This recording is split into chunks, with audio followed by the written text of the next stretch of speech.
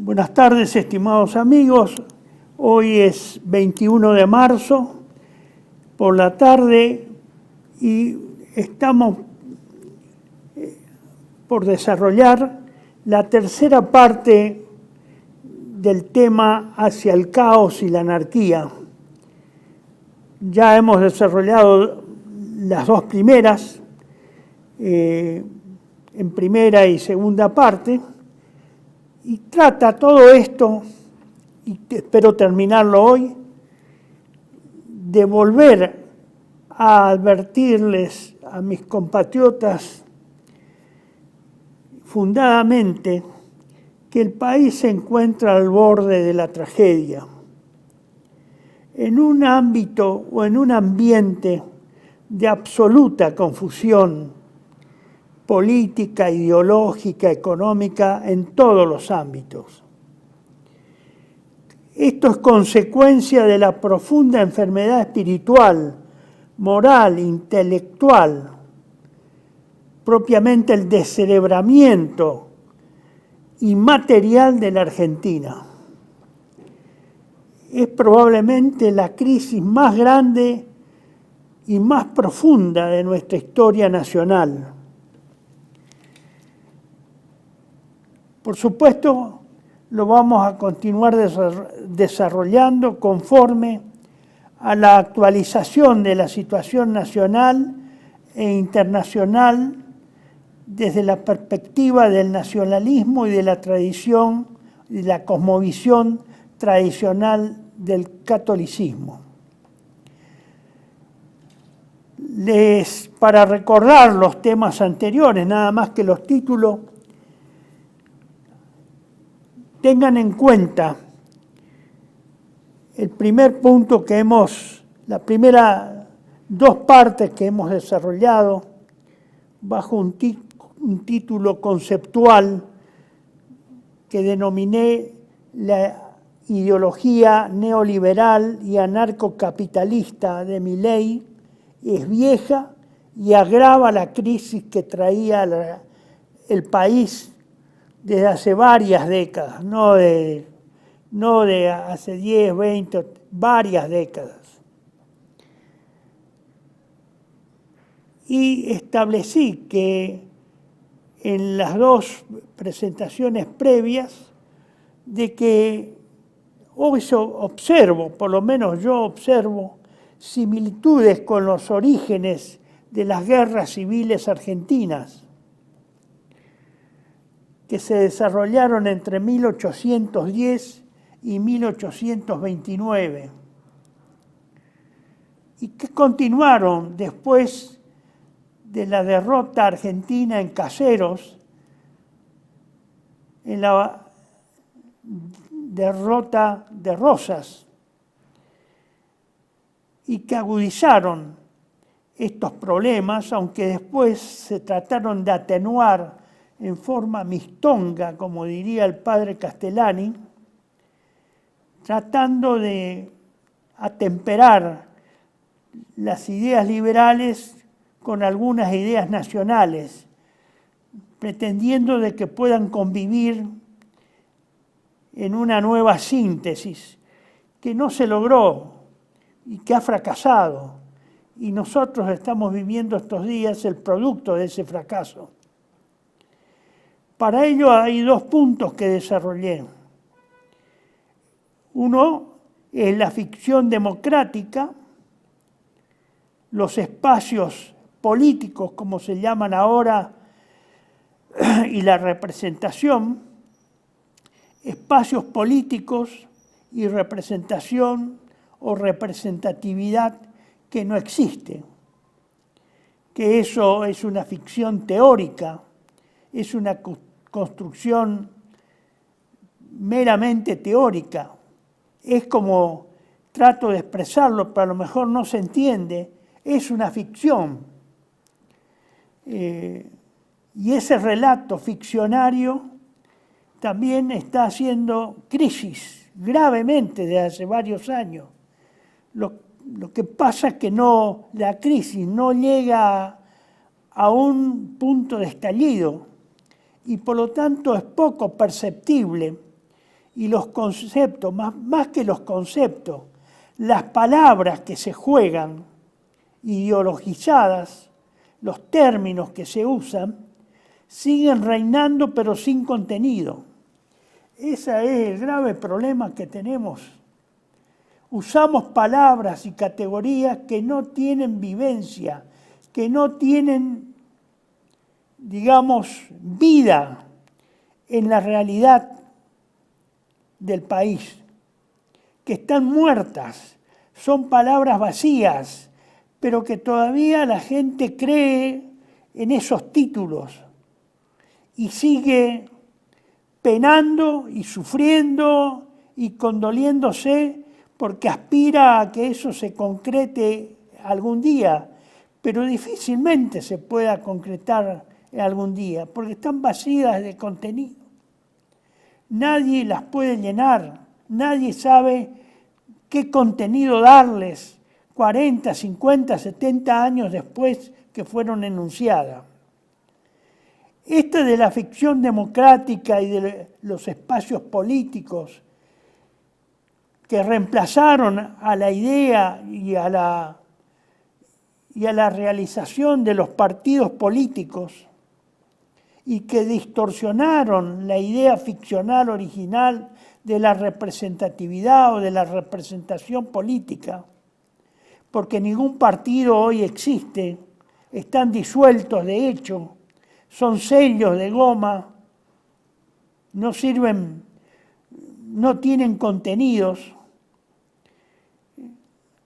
y por lo tanto son entidades conceptuales que nadie se preocupa en llenar, por eso no hay plataformas, hay todas generalidades, no hay puntos específicos que puedan sostenerse. Y eso ha acelerado la crisis, pero se acelera la crisis, pero no llega a estallar en toda su crudeza. Sigue como una especie de letargo lento, pero que va consumiendo esos conceptos que todavía se tratan de hacer vigentes.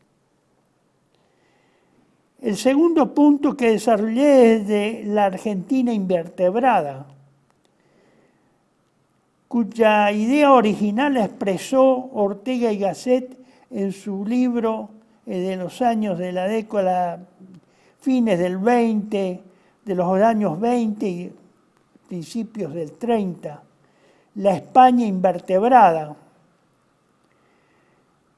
donde centré especialmente en rescatar algunos conceptos de Ortega y Gasset relacionados con la corrupción de la clase directora o dirigente que debería existir y su relación con la masa y clase directora o clase dirigente, que hoy no existe más en la Argentina, está corrompida, ha perdido su esencia. No se sabe, cuando uno habla de clase directora o dirigente, de qué se trata.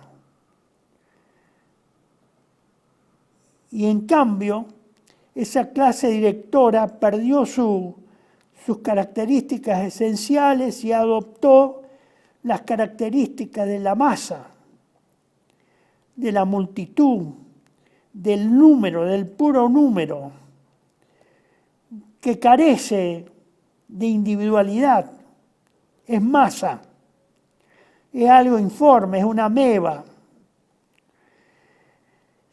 Eso lo hemos desarrollado en las dos exposiciones que realizamos a principio de mes, de marzo. Hoy debemos continuar. El tercer punto gira alrededor de algunas ideas de Estanislao Ceballos, el más famoso y tal vez el mejor ministro de Relaciones Exteriores que tuvo la Argentina, y especialmente centro esto en su discurso de despedida de sus alumnos de la Facultad de Derecho en octubre de 1917. Y finalmente voy a tratar de hacer 2 o 3 menciones a la acentuada incertidumbre e inestabilidad del gobierno del señor Milei y a sus extraños rasgos de conducta y de su personalidad.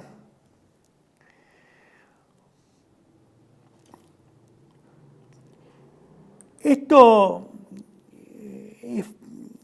digamos, tenemos que relacionarlo, como lo dije en el inicio, con 2 lecturas que les recomendé para poder comprender no solo los puntos que hacen o que fueron desarrollados en los videos anteriores que nos precedieron, sino especialmente para tratar de entender qué es la Argentina. Porque todo esto supongo que debe despertar muchas inquietudes. Por eso yo les recomendé la lectura de 2 obras. Si pasamos a la siguiente, señor director, Las guerras civiles argentinas de Juan Álvarez y la defensa y pérdida de nuestra independencia económica de José María Rosa. Digo esto, insisto, en estas 2 obras, porque nos ayudarían a comprender dónde estamos, porque en este interín, precisamente, creo que un día o 2 días previos a las exposiciones anteriores, el gobierno del señor Milei decreta la libre importación de mercancías o de mercaderías o de productos extranjeros, con lo cual se vuelve a repetir lo que explicáramos anteriormente. En las ordenanzas de 1809, fíjese por quién fue emitida, firmada, el virrey Baltasar Cisneros. Todavía no se había terminado, no se había consumado la Revolución de Mayo, estábamos casi a fines de 1809, y los comerciantes de Buenos Aires, mayoría de los cuales eran contrabandistas, o se dedicaban a esa,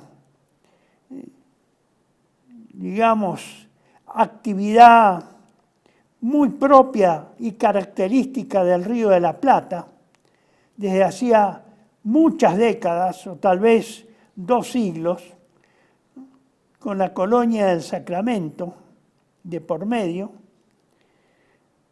que era el contrabando.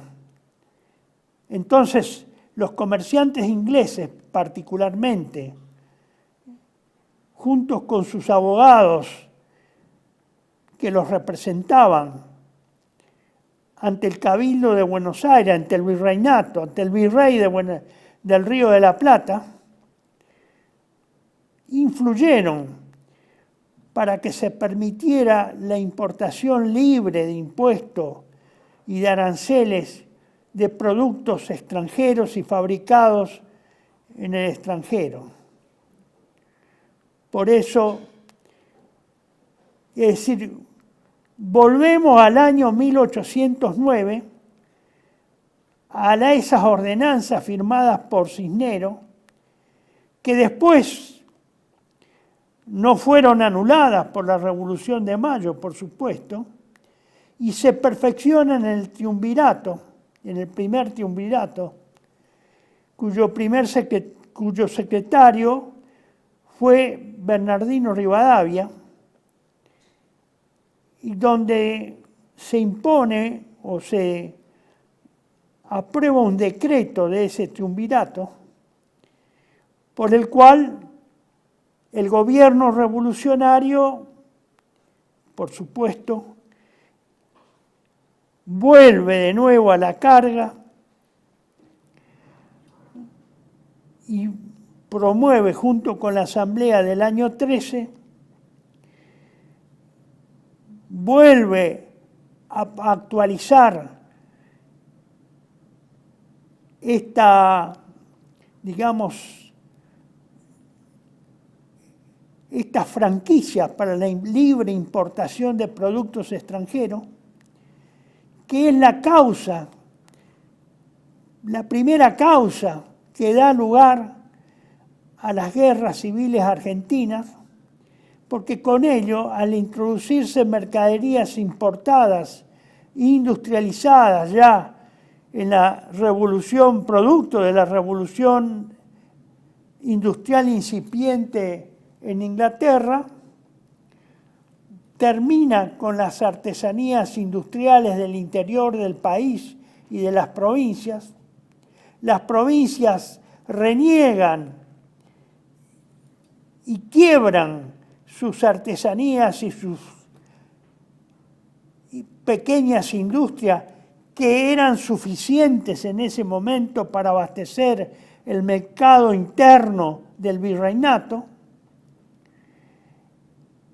y la falta de actividad industrial muy primaria, por supuesto que era primaria, especialmente en las artesanías cerámicas y las artesanías de tejidos de todo tipo, comenzando por los ponchos, las mantas y otros tipos de telas que se fabricaban en el interior del virreinato del Río de la Plata.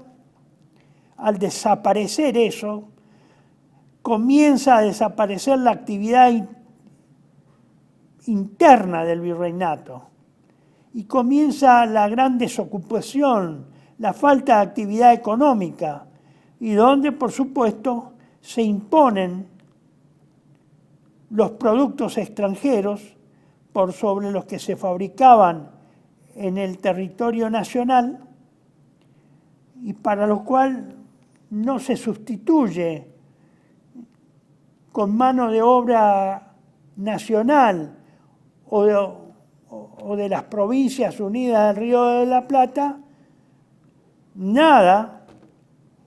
No hay competencia con lo que entra del extranjero, porque, claro, el liberalismo se aplicaba en Inglaterra, los excedentes se venían a vender a los países que se estaban liberando o se pretendían que se liberaran de la corona española, se vendían a precios mucho menores y, por supuesto, no había forma de que de los telares de nuestros artesanos y artesanas del interior del país pudieran competir. Muere esa industria primaria que tenía el virreinato y evidentemente se crea una dependencia económica de Inglaterra y de los países exportadores, normalmente eran Inglaterra y Holanda, cuyos barcos llegaban no solo con los negros para los remates de mano de obra con destino al Alto Perú y a las minas de Potosí, sino que comienza una dependencia económica mientras simultáneamente se alienta en los nativos del virreinato del Río de la Plata la independencia política, que sin la independencia económica no es nada más que una ficción también. porque la independencia debe ser completa para ser independencia. De suyo, la independencia como tal, a secas, incluye o conlleva la independencia económica. Y ahí empieza nuestra dependencia. Por eso estos libros que yo le he recomendado su consulta y lectura, es bueno que ustedes, si no lo conocían, lo vuelvan a repasar, porque hacen a tener elementos de juicio para no tropezar con la misma previa, la misma piedra, ahora, en la actualidad, 200 años después. Estamos como en 1809. Por eso apelo a los dichos de Estanislao Ceballos, cuando se despide como profesor de la Facultad de Derecho en 1917, en octubre de ese año. ¿Qué conceptos vierte en esa despedida Ceballos? Nos dice, hace un cuarto de siglo el espíritu nacional se desarrollaba con intensidad y sin las contaminaciones y sin los obstáculos y peligros que ahora lo entorpecen. El extranjero se argentinizaba con orgullo, mientras que ahora los argentinos se extranjerizan. Él está hablando en 1917 y un cuarto de siglo nos remonta a los años 90, 1890, a la última década del siglo XIX, donde teníamos el aluvión inmigratorio de los países europeos y donde había un espíritu argentinizador en ese último tramo, en esa última década del siglo XIX.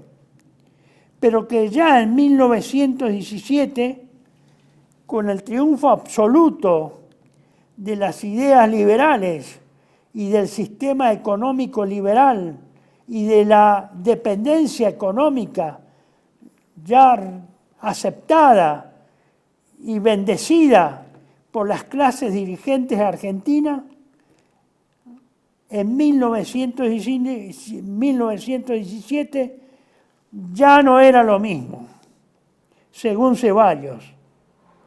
Es una gran advertencia que hace a la posteridad, a los argentinos del futuro. Vosotros, dice Ceballos, entraréis en breve a la vida pública, cuando el país se encuentre en un estado de transición extraordinaria, en una de esas situaciones cuyos caracteres alarman a los espíritus reposados que comienzan a vacilar respecto de nuestro porvenir. Es decir, esas nuevas ideologías que se imponen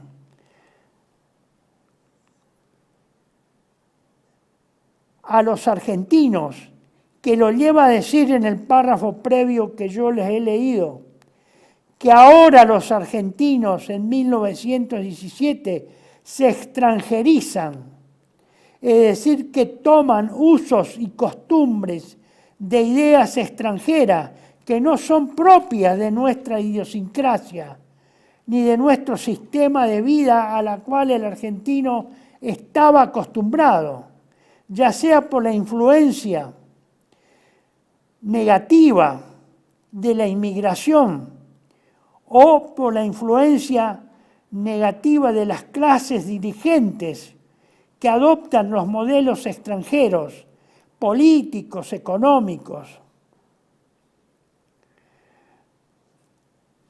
que él piensa que esa generación a la cual él le está hablando, a sus alumnos, están viviendo una transición que les va a hacer dudar respecto al porvenir.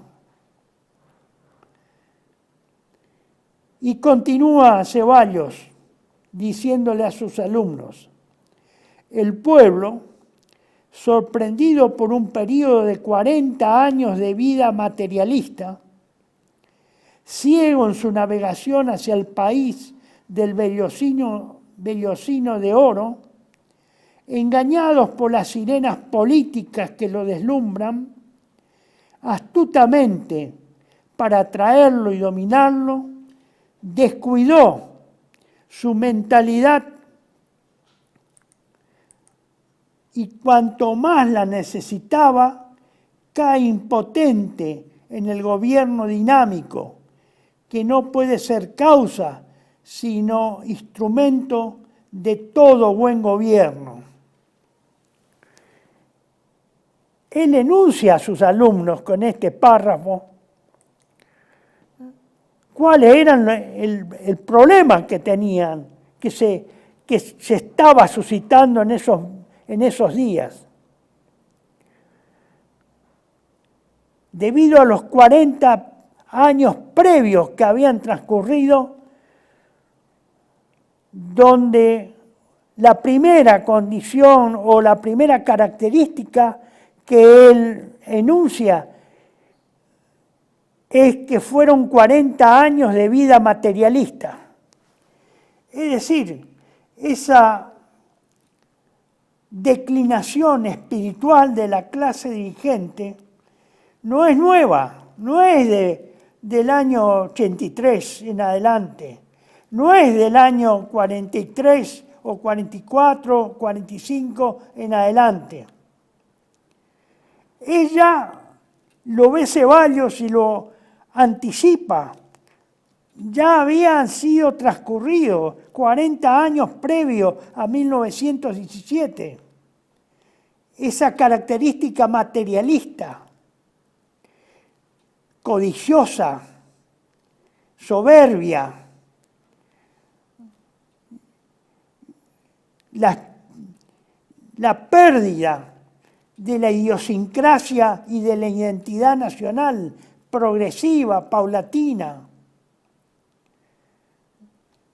la pérdida del espíritu nacional, la admiración por todo lo extranjero, la recurrencia al dinero, a la usura, a la codicia. Ese es el materialismo que él denuncia, ese es el contenido de esa vida materialista que él denuncia que había ocurrido en los 40 años previos a 1917.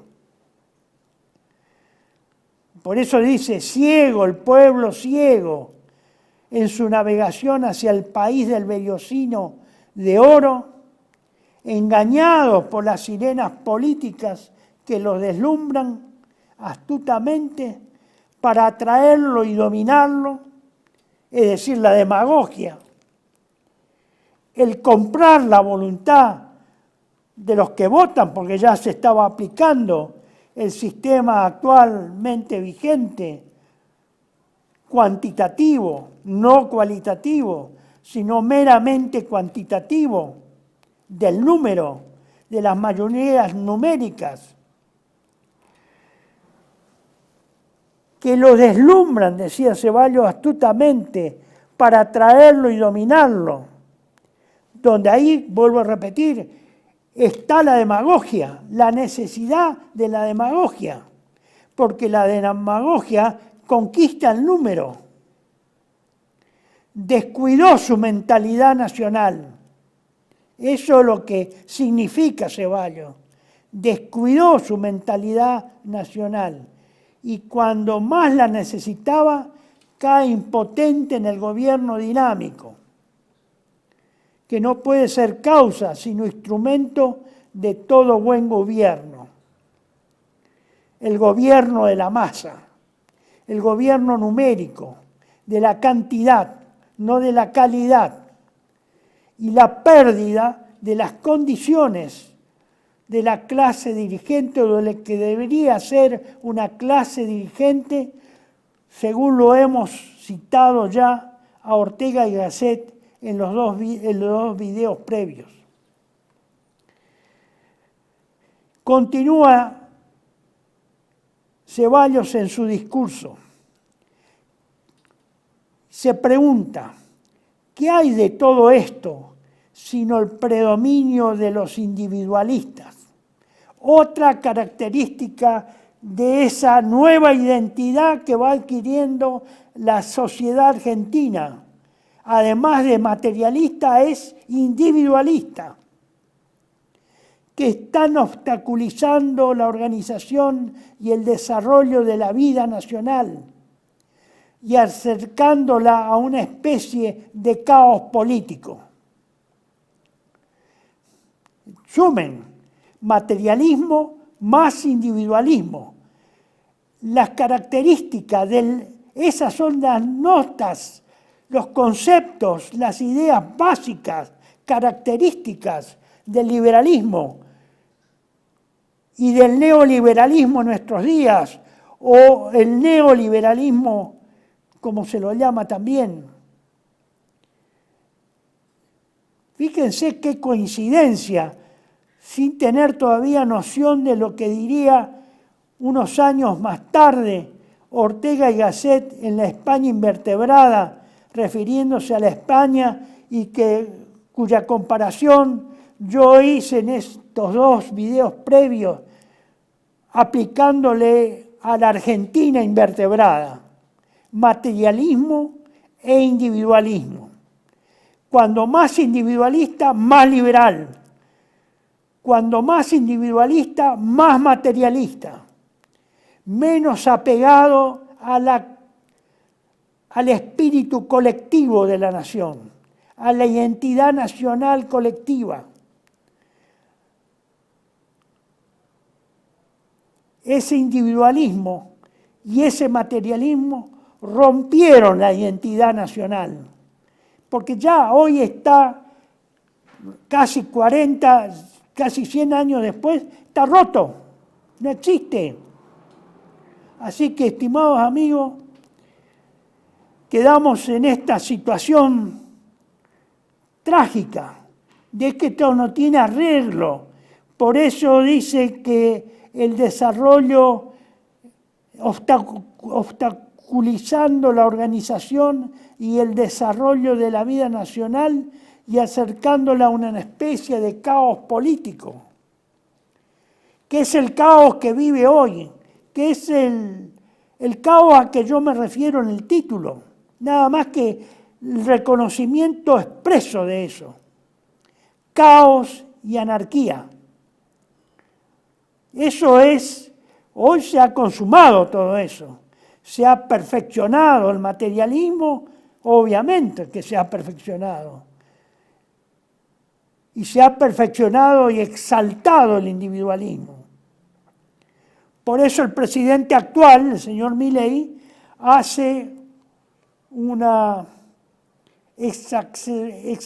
exacerba el individualismo. Por eso condena y reniega del Estado. Es presidente de un Estado en el que él no cree. Esa es una contradicción inaceptable. Si ustedes, estimados compatriotas, no se dieron cuenta que eso es inaceptable, bueno, se lo digo expresamente, es inaceptable. Es una contradicción inaceptable. No se puede ser jefe del Estado y vociferar y renegar del Estado. Eso, solo los locos pueden hacer eso. Los locos que lo enuncian y los locos que obedecen esta situación. Y sigue nuestro Estanislao Ceballos. Este es un país amorfo. Exacto. Lo dijo hace 104 años. Sigue siendo amorfo. Hoy más amorfo que 1917. Inorgánico por la inmigración.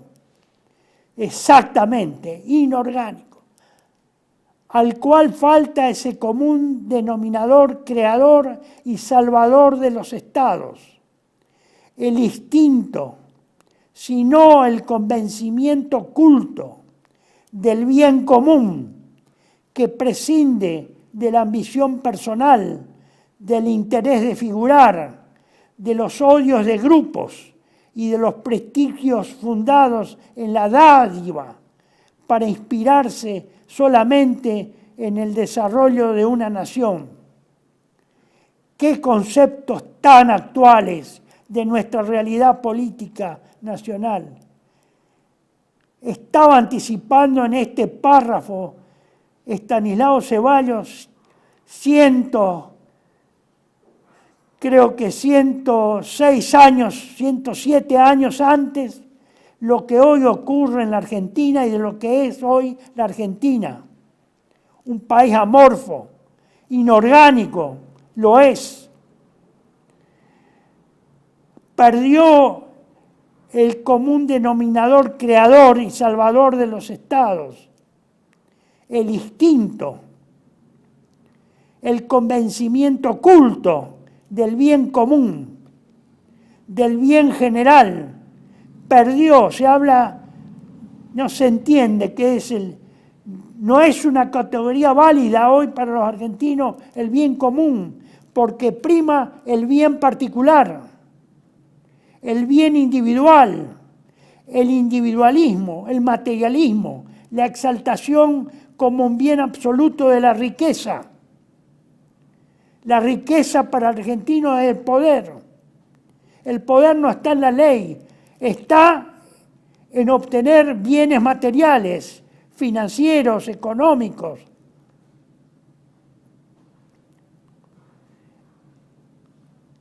Que prescinde de la ambición personal, ni hablar eso, de los soles que yo les cité en los videos anteriores. Todos quieren ser sol. Y en ese conjunto de soles solo hay rechazo, hay individualismo, hay contradicciones. No hay nada que una eso. No hay nada que lo amalgame. No hay nada que lo haga un espíritu común. El interés de figurar, la era de los figuretti, de los odios de grupo, ni hablar de esto, de los odios de grupo. Hace años estamos hablando de la grieta, de los creadores y de los fomentadores de la grieta. Permanentemente se sale de una o se perfecciona la grieta y se entra en otra, cambiando algunas palabras, pero el sentido es el mismo, el significado es el mismo, es la contradicción, es la confrontación permanente, la guerra permanente, el odio permanente. Y de los prestigios fundados en la dádiva. Buah, la dádiva, la demagogia, la corrupción, el esperar que otro le dé, el hacer la voluntad porque se es comprado, porque se es corrompido. Claro, si todos estos son los valores negativos que reinan en la Argentina, ¿cómo puede ser que este país se piense que pueda ser un país que tenga futuro como tal?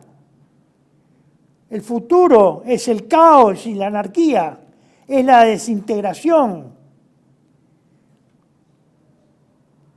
que tantas veces he tratado de advertir, porque todo lo que dice Ceballos se ha cumplido y se está cumpliendo con intensidad.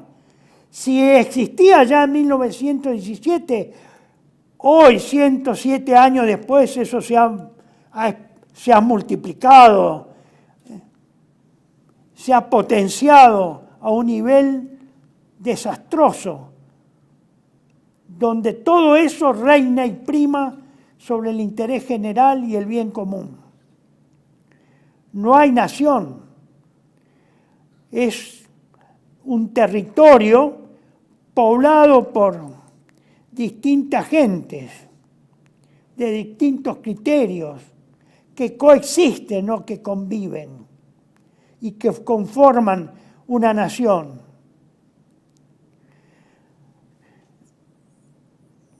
Durante 50 años hemos introducido al país muchos millones de libras esterlinas de capital extranjero y algunos millones de inmigrantes, sin preocuparnos de nacionalizar ni las libras esterlinas ni a los inmigrantes, y estamos en peligro de que unas y otras nos equilibren en el gobierno del país por acciones y presiones indirectas. Fíjese lo que dice, con qué claridad se anticipa lo que ha ocurrido en el país. No solo se ha generado una cultura distinta, contraria a la existente, a la preexistente, hasta 1890, como denuncia Ceballos, sino que se han generado múltiples culturas o usos culturales. Y evidentemente no se nacionalizó la cultura, se extranjerizó la cultura, no se nacionalizó el dinero, las libras esterlinas, y obviamente existe el poder que existe, es el poder fáctico, el poder de los poderosos, la oligarquía, la plutocracia. No es es mentira, por eso es una ficción que esto es una democracia. Esto es una plutocracia, una oligarquía, el gobierno de los más ricos, de los más poderosos. Ellos, de hecho, son los que gobiernan. ¿Qué va a gobernar? Los diputados, senadores y el presidente de la nación. Junto que con ello y atado a ello van las sociedades secretas. Ese poder fragmentado por la riqueza y por la diversidad cultural está controlado en esa fragmentación por pequeños, por poderes segmentados, cartelizados, que gobiernan de facto y realmente el poder real, constituyen el poder real. No le estoy mintiendo, no es una idea loca mía. Esto lo ha dicho hace pocos días la expresidenta, 2 veces presidenta, la señora Cristina de Kirchner, que no tengo ninguna simpatía por sus ideas políticas, pero ha expresado esto mismo. Los poderes fácticos, habló de los poderes fácticos en su escrito. Reconoce que eso existe, a pesar de que ella fue presidenta 2 veces, en 2 periodos, y en un tercero fue vicepresidenta. ¿Qué más testimonio que ese? Que son los poderes fácticos los que gobiernan y no los poderes legales o constitucionales o de la ficción democrática.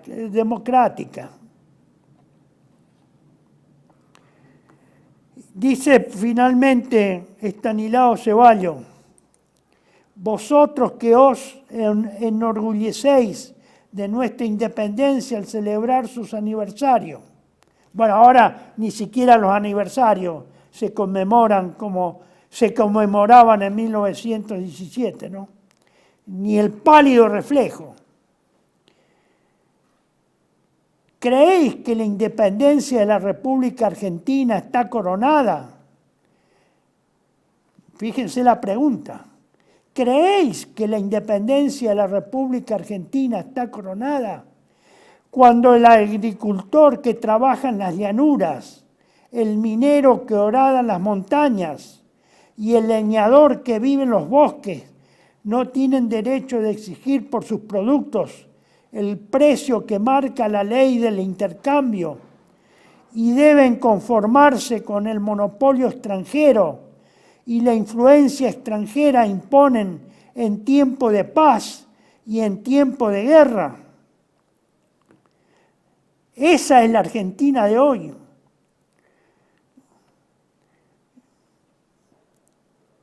No hay acá el agricultor, el minero, el leñador, no tienen precios conforme a la ley del intercambio. Tienen precio de sus productos en función del que impone el capital extranjero, que es el poder de facto en Argentina, o cartelizado. ¿Y qué es esto que es la economía actual en Argentina sino eso? ¿Cómo puede ser, según dice el ministro de Economía, el señor Caputo, lo dice hace pocos días, lo dijo, que en Estados Unidos hay productos de la canasta básica argentina, muchos de los cuales es 50% más barato que los que pagamos los argentinos? ¿Cómo puede ser eso? ¿Cómo puede ocurrir eso?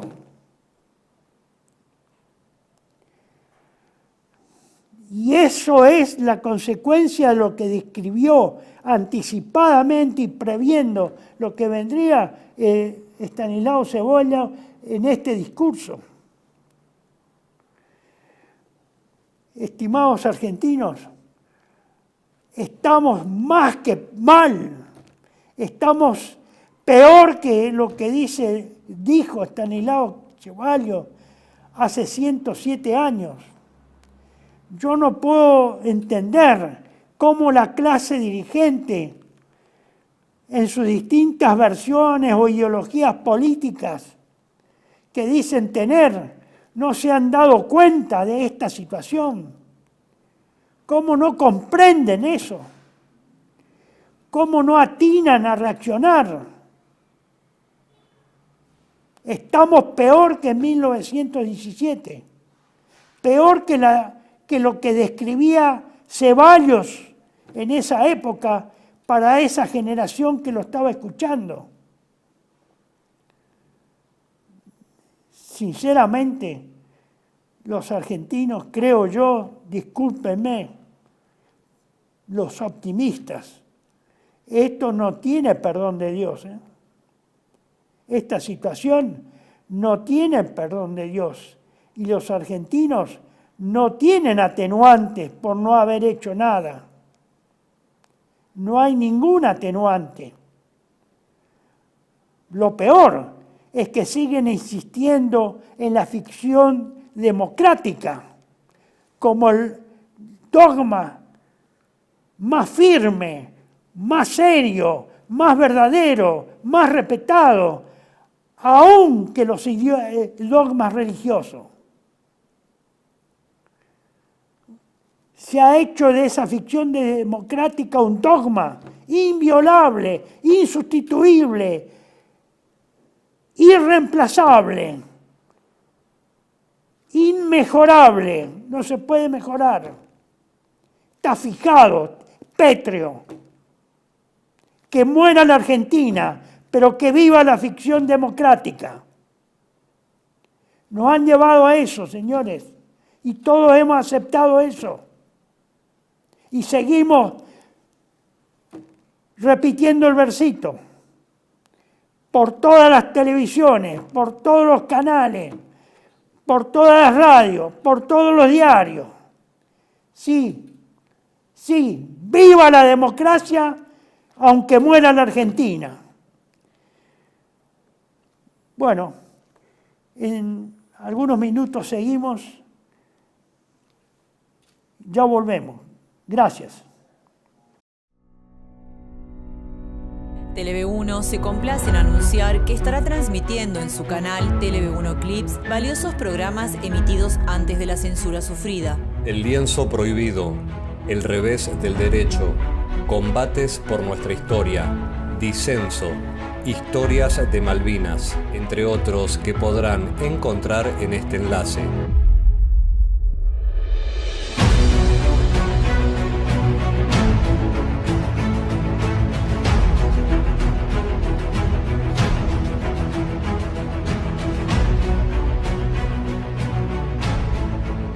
Agradecemos su aprovechamiento y difusión.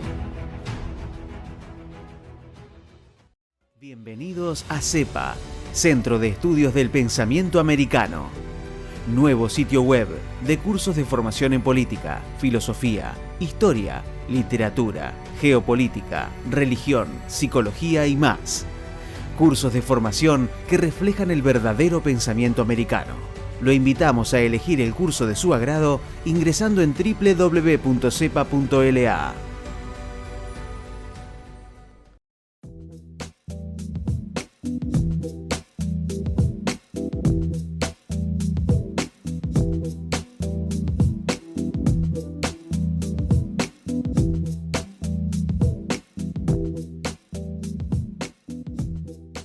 Decir siempre la verdad primero tiene un precio.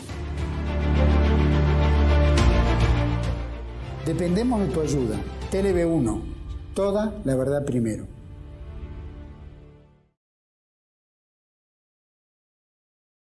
Bueno, estimados amigos, continuamos la parte final de la exposición que realizó Ceballos ante sus alumnos en la despedida en octubre de 1917, alumnos de la Facultad de Derecho en esa época.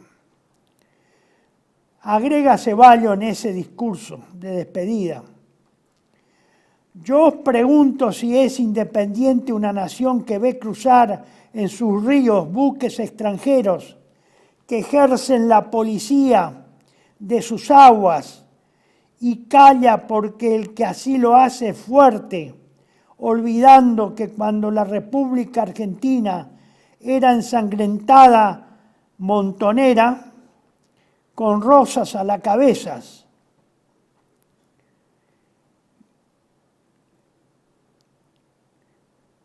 Les vuelvo a repetir el inicio de este párrafo. Yo os pregunto si es independiente una nación que ve cruzar en sus ríos buques extranjeros que ejercen la policía de sus aguas y calla porque el que así lo hace es fuerte.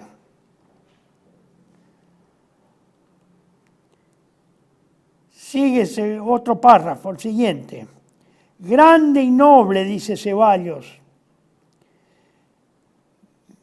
Grande y noble cosa es condenar la tiranía, se refiere a la tiranía de Rosas.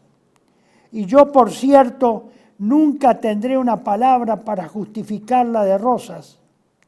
Pero también es grande y noble admirar el heroísmo de esos hombres de Estado que entre la ruina, sin ejército, sin armas y sin dinero, hicieron imponer respeto a la bandera que hoy no es suficientemente respetada.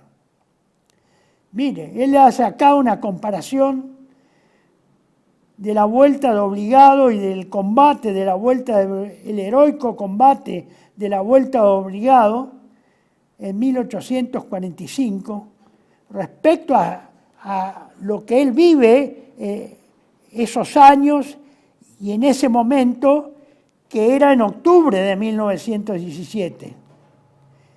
¿Cuánto más podemos decir respecto a lo que vivimos ahora? Por eso los ejemplos que a continuación solamente les voy a citar y exponer muy rápidamente, ¿cuánto más habría que decir respecto a lo que hoy nos está ocurriendo? Estos consejos, señores, deben ser coronados por el magnífico verso de Byron, escrito en el pizarrón. Apenas bastan 1000 años para formar un Estado, pero puede ser convertido en polvo en 1 hora. Esto vale la pena escucharlo de nuevo, esto que dijo Byron, y que él lo tenía señalándolo escrito en el pizarrón. Apenas bastan 1000 años para formar un Estado, pero puede ser convertido en polvo en 1 hora. Más realismo respecto a lo que pasaba en ese momento en la Argentina, a esa denuncia que hacía de la debilidad que ya transitaba la Argentina frente a lo que hoy estamos viviendo. Esto, señores, parece una burla. Realmente, y más estos versos, este verso de Byron o esta sentencia de Byron que Estanislao Ceballos trae a la memoria de esos alumnos y que hoy repetimos 107 años después.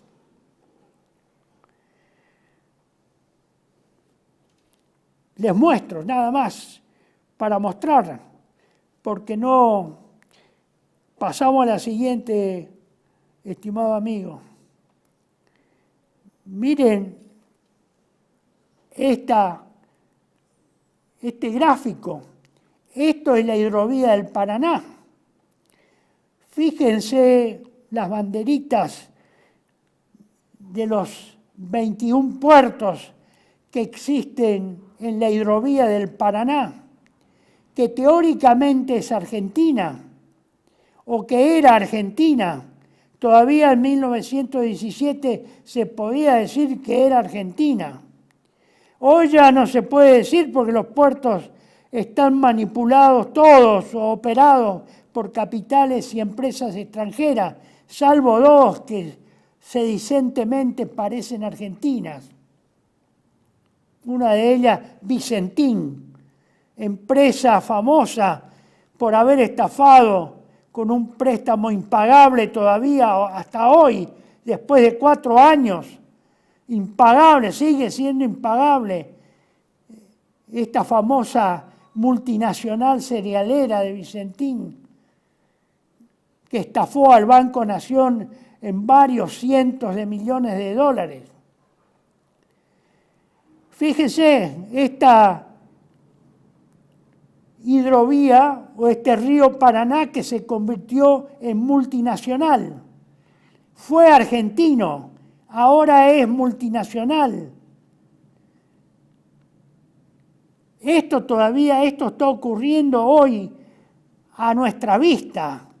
Lo estamos mirando, lo estamos viendo por televisión, lo mencionan por las radios, se ven en los radios, en los diarios, se publica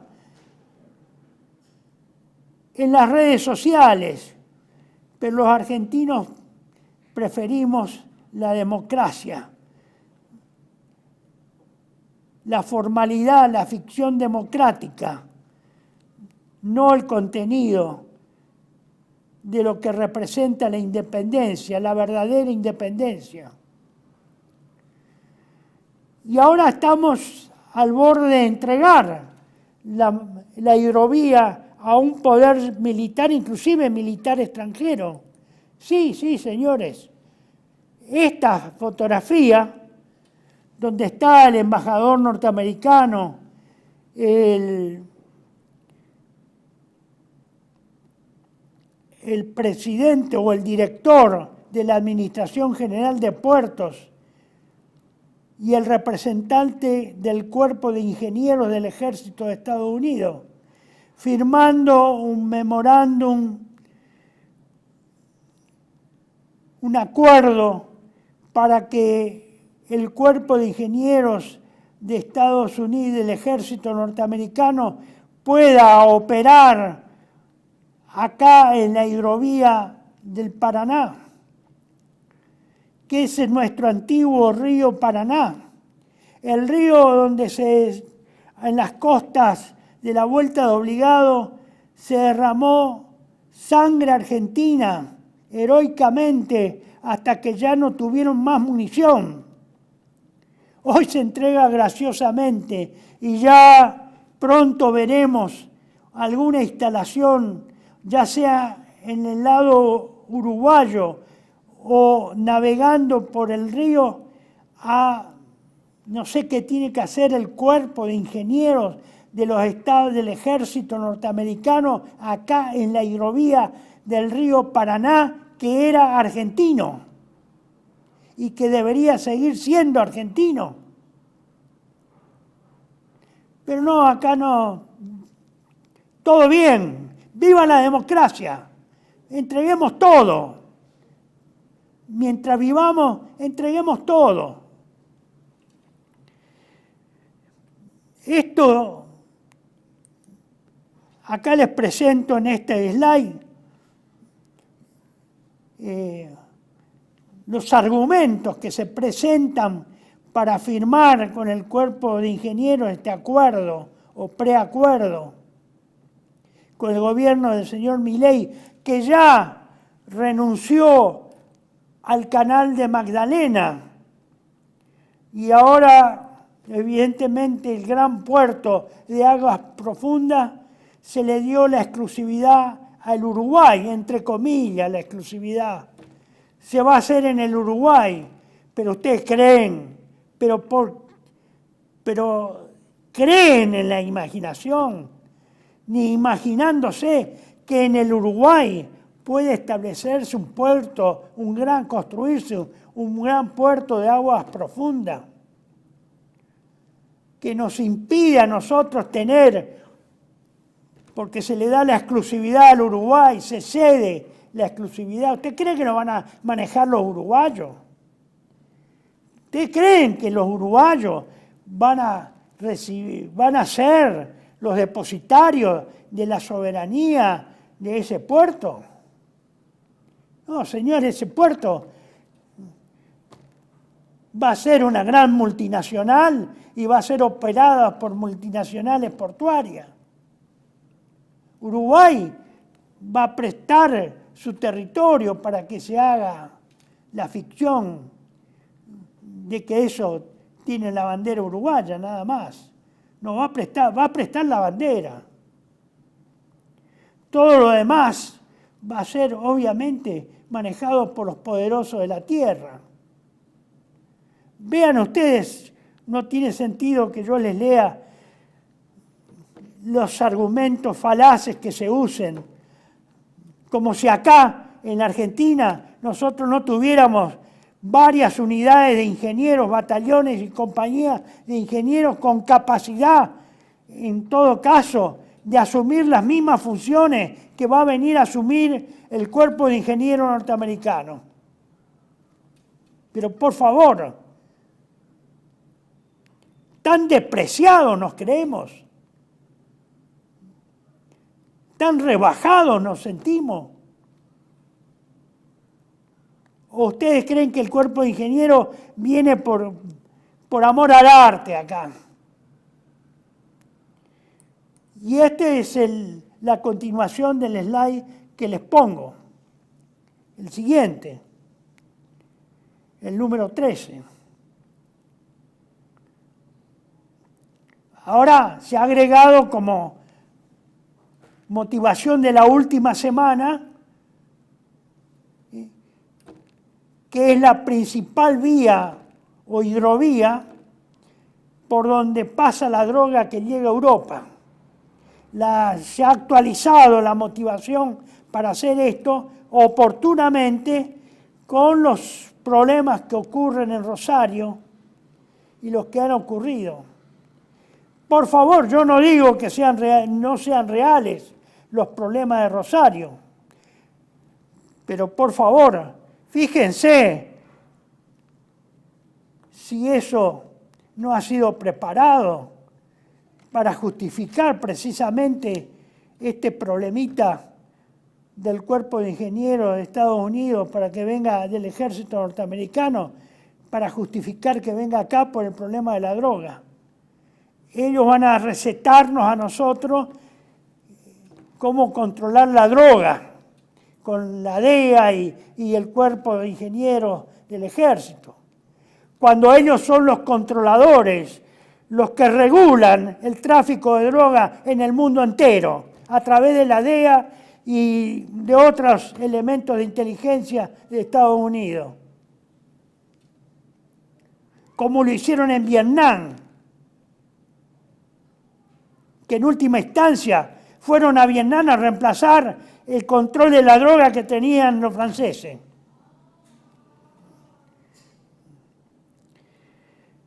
Pero bueno, esta es la Argentina democrática, la que estamos viendo. Es la Argentina del señor Milei, tan legítimamente votado y con poder indiscutido, como algunos creen. Pero bueno, pero para rematar esto no es todo. Fíjense,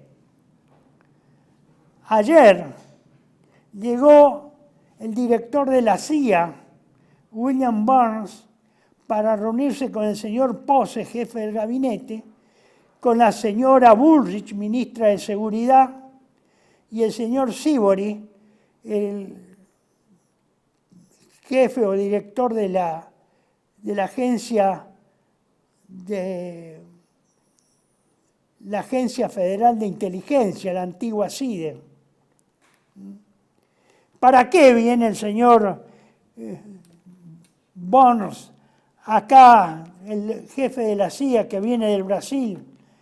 Están de recorrida, obviamente, por algo será que están de recorrida. Pero vamos a ver, es ridículo todo esto, pero vienen para tratar la supuesta hegemonía estratégica de Irán en la zona. De Irán.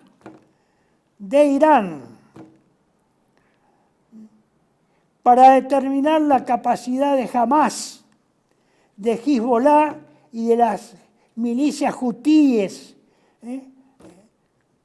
en la región.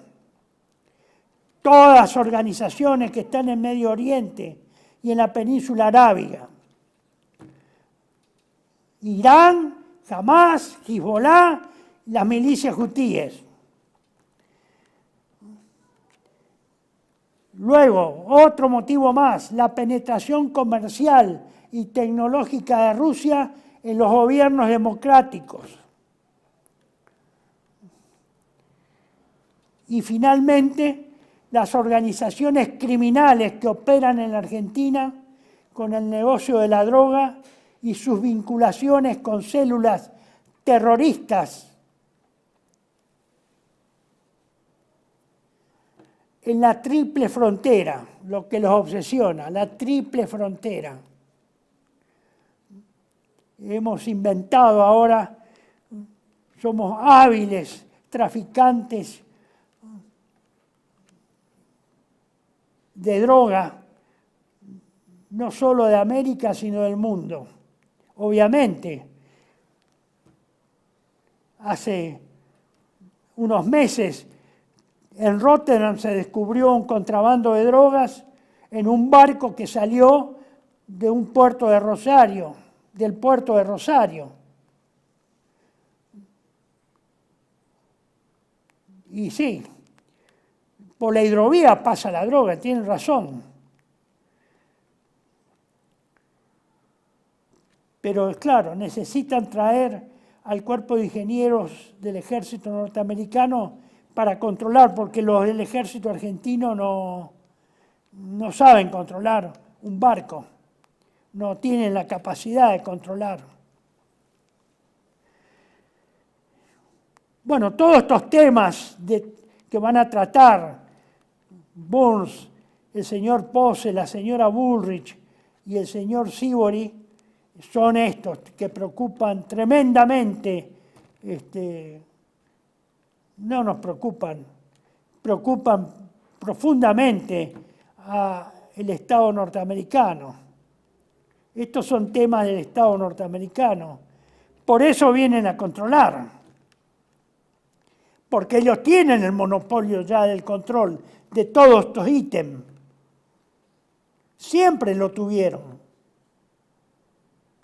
Su vía de financiación en negro, para financiar las actividades de inteligencia que no pueden ser de conocimiento ni requieren ni que sean de conocimiento del público norteamericano ni del Congreso norteamericano, y que por lo tanto la financiación de esas actividades de inteligencia en negro se pagan y se financian en negro. ¿Con qué? Con la droga. Tanto del opio que estuvieron sacando de Afganistán o que traen del sudeste asiático, como la cocaína que sale de Sudamérica. Para eso sirve el control.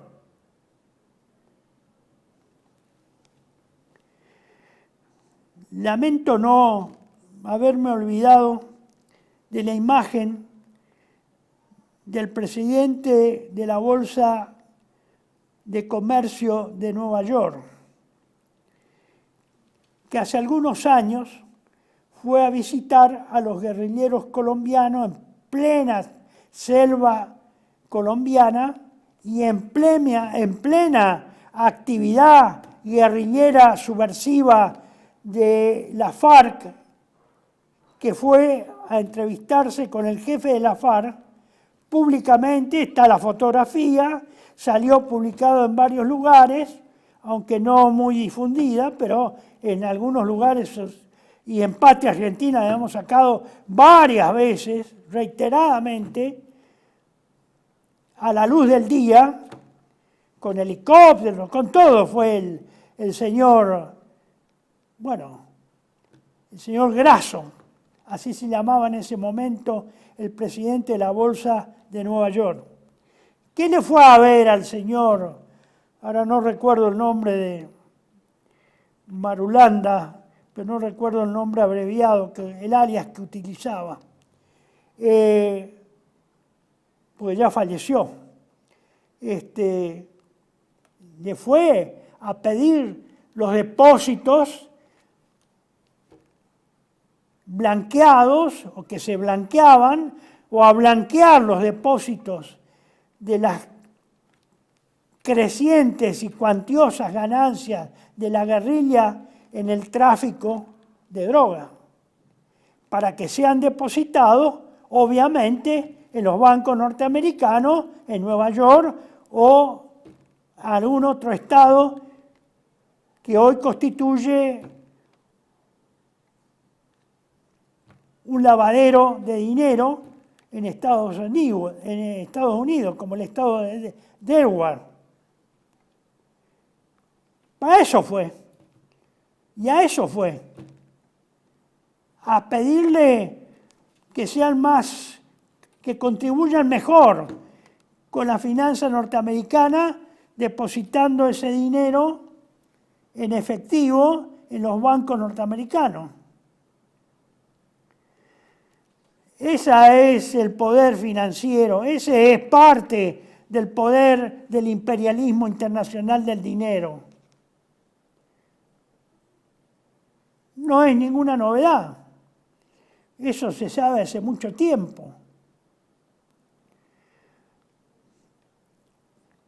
También eso hay un capítulo dedicado en el libro que yo traduje, Cómo funciona realmente el mundo, de Alan Jones, sobre el imperio de la cocaína. Es el comentario de un libro del señor McCoy, que es un investigador norteamericano que escribe sobre precisamente el tráfico de drogas que capitanea, porque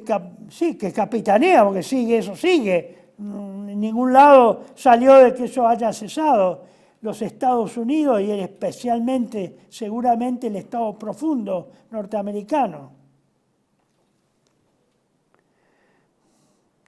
Está ahí, Está resumido. Para los que no tengan el libro del señor McCoy, tienen un resumen en uno de los capítulos, en un capítulo de ese libro que se llama ¿Cómo funciona realmente el mundo? Y les debo la fotografía también porque no pude recuperar una fotografía que salió en La Nación donde accidentalmente sale el señor Bill Gates llevando una pila de libros. Los libros, ¿qué se ve de los libros en la pila? Se ven los lomos del libro. Uno de esos 10 o 15 libros que lleva en las manos, entre las dos manos, el señor Bill Gates, uno de esos es precisamente en la versión inglesa de Cómo funciona el mundo, de Alan B. Jones. Bueno, yo tuve la iniciativa hace algunos años, alrededor de 1999 hasta el 2001, de traducir y editar bajo mi cuenta ese libro. Es el libro, la única versión en castellano que se tradujo para Hispanoamérica y para los que hablan castellano. Pero claro, La Nación no lo sacó ningún comentario, la prensa tampoco, ningún diario lo sacó, Página 12 menos, ningún diario sacó eso. Algún comentario, aunque sea condenatorio del libro, para que no se lea. No, nadie dijo nada. No. Salió solamente en La Nueva Provincia, en esa época, en una columna. Nada más. No salió en otro lado. A nadie le interesó de la clase dirigente argentina. Bueno, con esto, señores, damos por terminado este tema de caos y anarquía. Para eso, para esta situación, descripción del caos y anarquía, no quise referirme a quienes abrieron juicio en la actualidad, a contemporáneos, sino a dos personajes de nuestra historia nacional y otro internacional.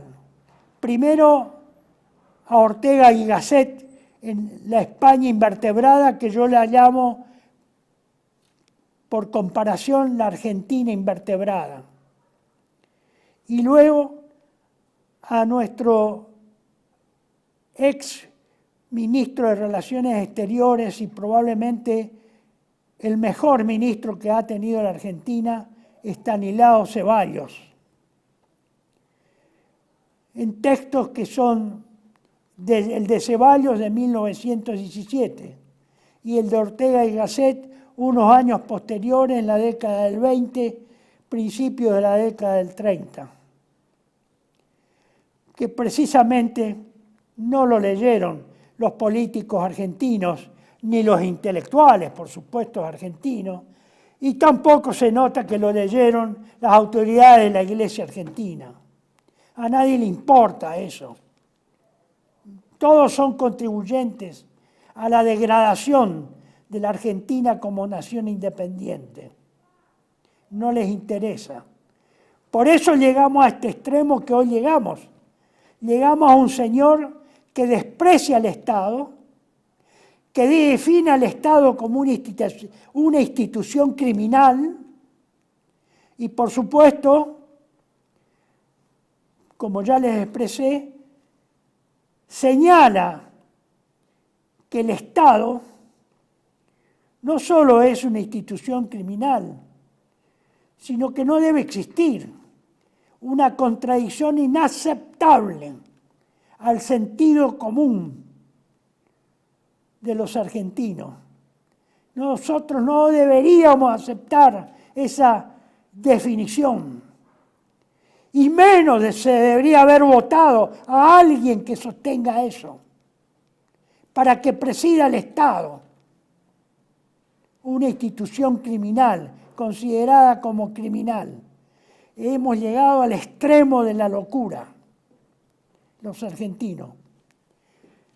Hemos llegado a la degradación, a la autodegradación. Ya no necesitamos que los extranjeros nos degraden, solos nos degradamos, públicamente, voluntariamente. No tenemos ni vergüenza ni amor propio. Por eso, estimados compatriotas, me parece que ha llegado hace rato ya la hora, pero estamos con el reloj atrasado. Ha llegado la hora de que alguna vez sentemos cabeza y hagamos un examen de conciencia.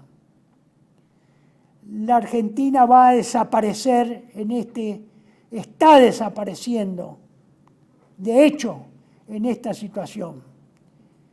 Está dejando de existir, se está desintegrando. Por eso no me voy a cansar de repetir lo que es mi convicción y mi conclusión final, definitiva y personal sobre este tema. Si me pone el slide número 27, señor director, y lo voy a repetir para que una vez más lo que expreso como convicción se relaciona con todo lo que he señalado hoy. Por eso reitero mi convicción que el pueblo argentino, comenzando por su abyecta, ignorante y corrupta clase dirigente, está profundamente enfermo, espiritual, moral e intelectualmente. Y es muy probable que estas graves deficiencias inmateriales también nos hayan afectado e influyan negativamente en nuestra condición física y en el equilibrio psicosocial de la población. En consecuencia, descreo que la clase dirigente tenga la capacidad y menos la grandeza de sacarnos de la actual y más grave crisis terminal que padecemos los argentinos. Lamentablemente, esa clase dirigente se encuentra ensimismada en sus propios intereses y codicia, y es incapaz de tener una mirada más allá que le permita reconocer el bien común o el interés general de la nación. Ustedes van a ver que hay muchos que aparecen y son permitidos aparecer en la televisión, en los canales de cable, en los diarios, en las redes sociales, pretendiendo resucitar ideas, ideologías o partidos del pasado. Permítanme que una vez más sea muy pesimista. No lo van a lograr. Por estas causas que yo les señalo. Porque para superar este problema que he denunciado, este problema de muerte de la Argentina, hay que reconocer cuál es el problema. Y estos señores tienen en común que no reconocen el problema real, concreto y verdadero en la Argentina, porque adoran, idolatran a la ficción democrática. Y la ficción democrática es parte del mal. Y con el mal no se puede hacer el bien, ni lograr el bien. Por eso no lo van a lograr. Por eso vamos hacia el caos y la anarquía. Por eso no lo van a poder superar. Y este es el momento que debemos recurrir también a lo más espiritual, a lo más noble, a lo más poderoso que tiene el hombre, que es su apelación a Dios nuestro Señor. Recuerden, compatriotas, que nada se puede hacer sin Dios o apartado de Dios. Hemos cometido muchos errores por disimular que Dios estaba con nosotros o trabajábamos para Dios, porque alguna vez creímos que eso era un baldón que nos iba a impedir que nuestras ideas progresaran. Cometimos un grave error. Yo también cometí ese error, creyendo que eso iba a opacar la difusión de nuestras ideas, porque tenía mala prensa, malos comentarios de los intelectuales, sin apoyo de las jerarquías de la Iglesia, etcétera, etcétera.